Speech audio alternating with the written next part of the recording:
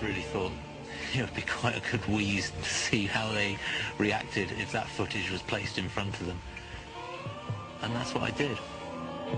The rest fell into place in a matter of hours. A video editor copied a section of wheat from another part of the field, pasted it over the formation, and it looked like the field pre-formation.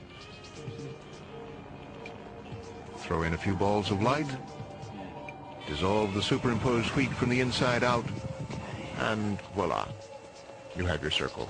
It's amazing.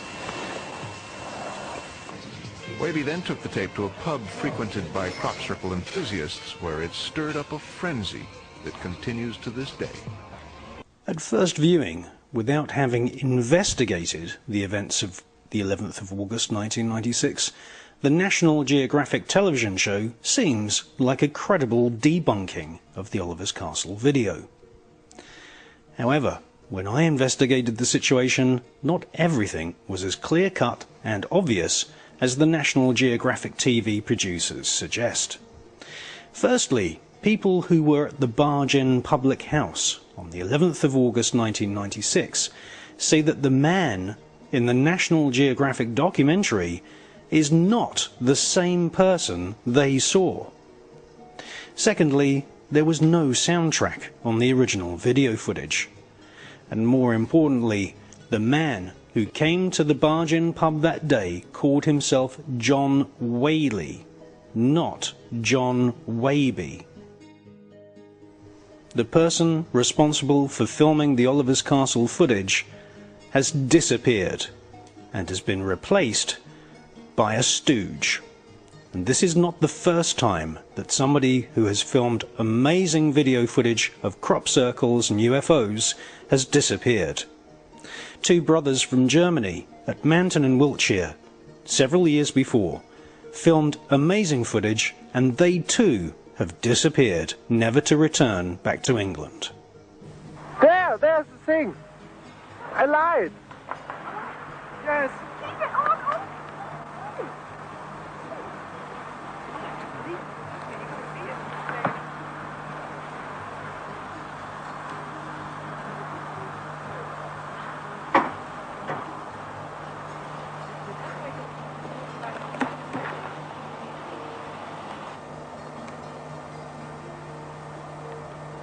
Here again!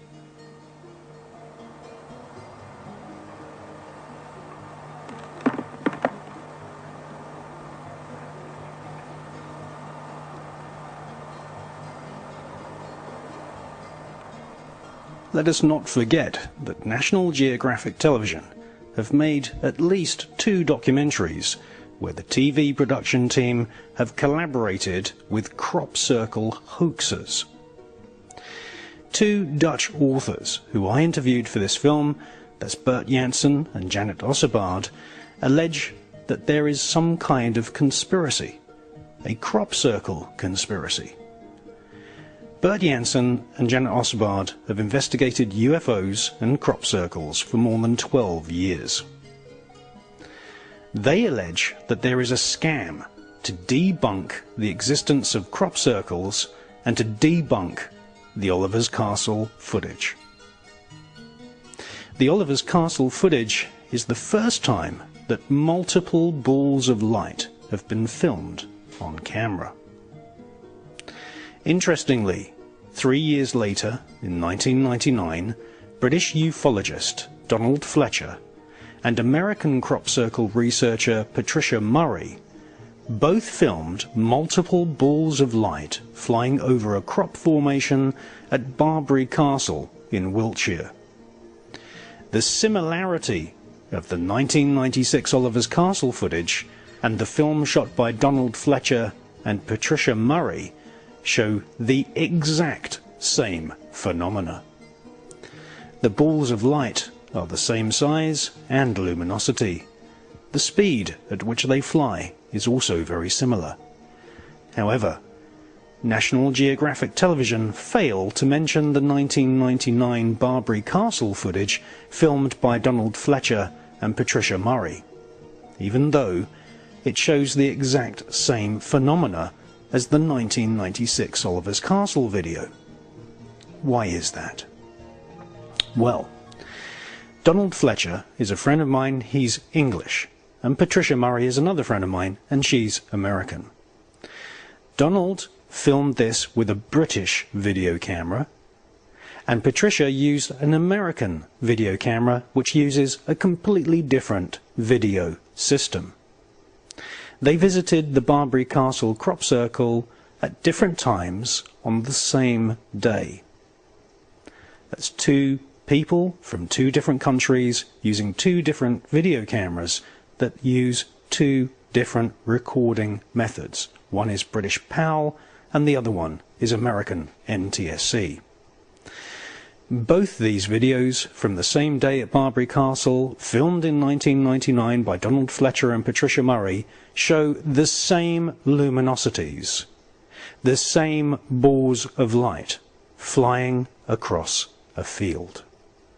No wonder National Geographic and other mainstream media outlets have failed to debunk that particular video.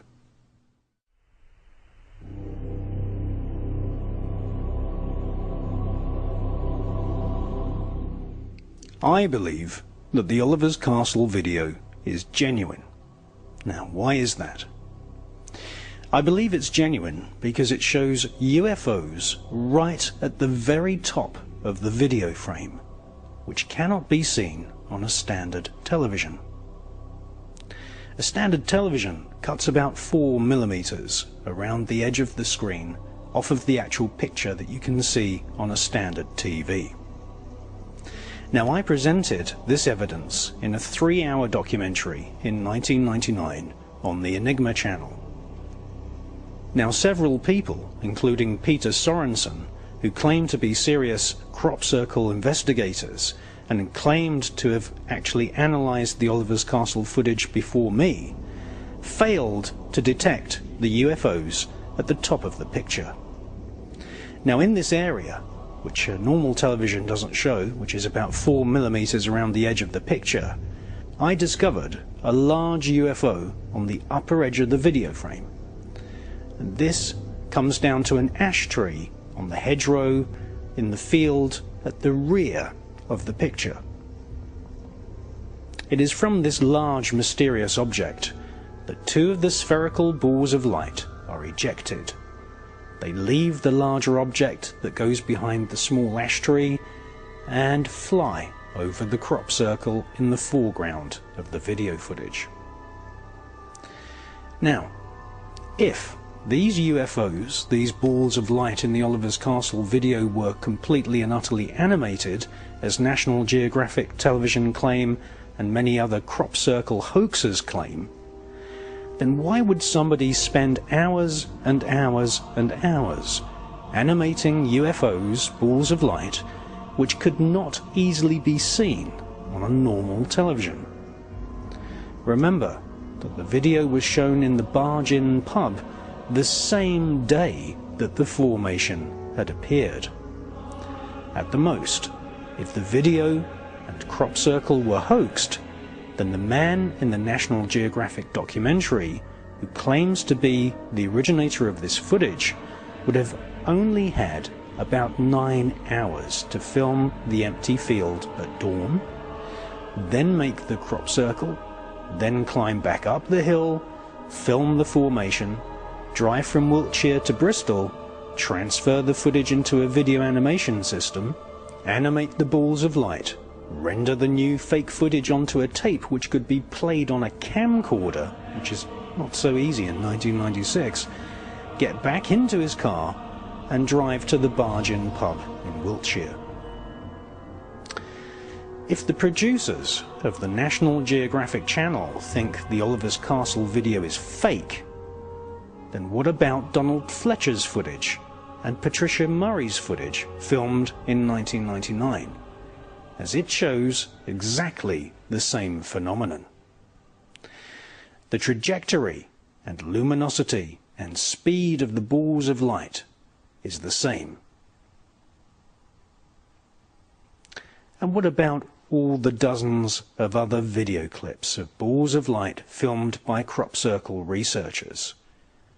Are they also fake?